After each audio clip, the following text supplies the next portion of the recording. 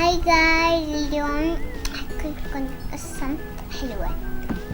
كان مكان في قديم الزمان بس أوان كان في بنت اسمها بنت.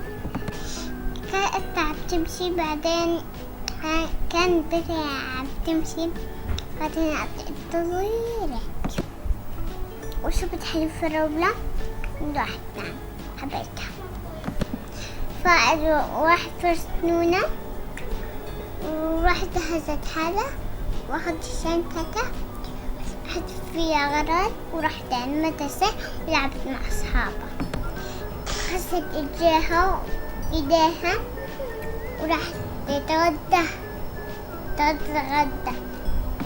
راحت تحل جواتها وحلت امتحان.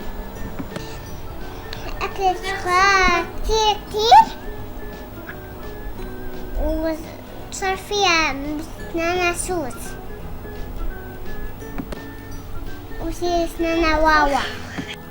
ماما عندي واوا.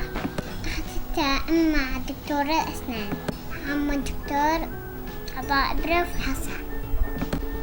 أختي واوا.